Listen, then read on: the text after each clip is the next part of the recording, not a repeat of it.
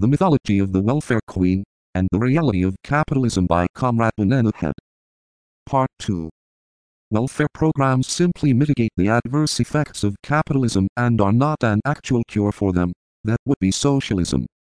The wealthy and their media have unremittingly endeavored to strip the poor, particularly poor women of color, of any and all safety nets, arguing from their palatial mansions, country clubs, executive boardrooms and yachts that austerity is good for one's character. Conservatives make ostentatious displays of their dedication to family values whilst simultaneously undermining actual families.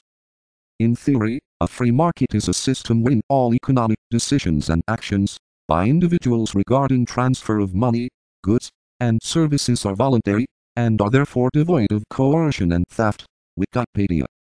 Free market reality is market discipline for the poor, and socialism for the wealthy, the very same wealthy whose media incessantly pour scorn and derision upon any and all manifestations of socialism in the Third World.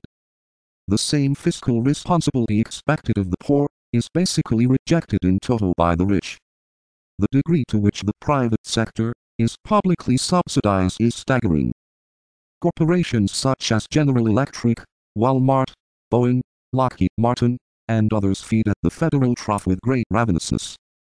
Seeing as the notion of the welfare queen is a total fiction, why has it endured? It is because it serves a necessary ideological function. The welfare queen is the perfect scapegoat for economic troubles.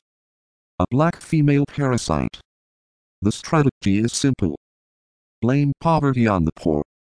Capitalism as it exists, not any sort of ideological abstraction of the concept, has engendered its own ideology.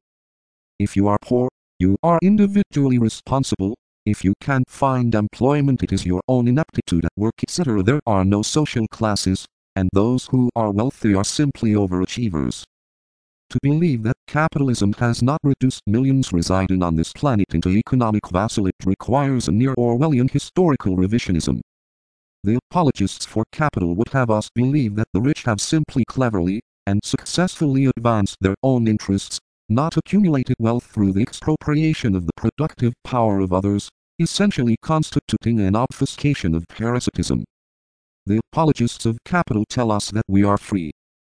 Thus black women are to be held responsible for their wretchedness. Freedom is an interesting notion, according to the American bourgeoisie.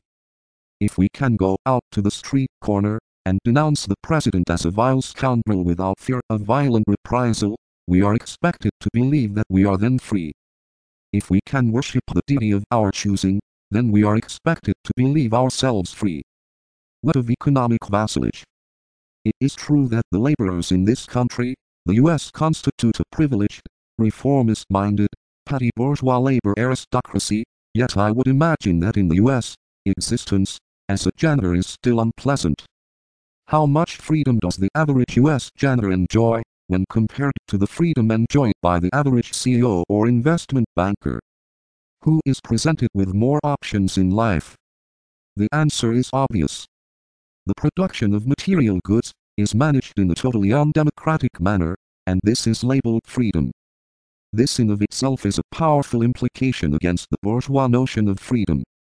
However, a short examination of the variety of governments supported by the U.S. military-industrial complex will indicate that the contempt of the American bourgeois towards actual freedom goes much further.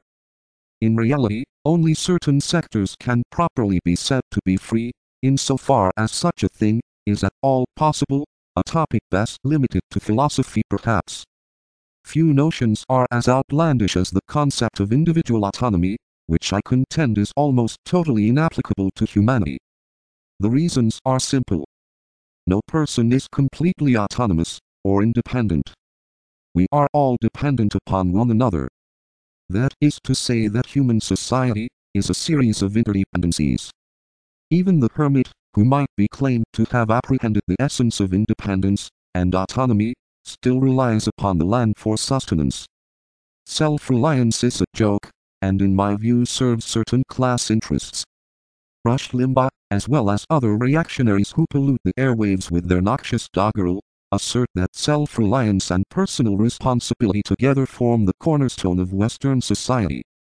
One might as well argue theology, as it bears a similar applicability to the real world. One does not exist in a social vacuum, nor will one ever. This computer that I am typing on is not of my own creation. The clothes upon my person are not of my own make. I have procured their use through the efforts of others. Collective autonomy is perhaps a feasible goal, but individual autonomy is an unrealistic idea, which bears little or no resemblance to the world we inhabit. The wretched legacy of slavery, racism, and poverty is laid upon the unfortunate head of the black woman, and she is attributed culpability for the privilege. Work cited. Machinist, John J. Sociology. New Jersey. Prentice Hall Incorporated, 1999. Kornblum, William, and Joseph Julian. Social Problems. New Jersey. Pearson Education Incorporated, 2004. Ruth, Sheila. Issues in Feminism. California. Mayfield Publishing Company, 2001.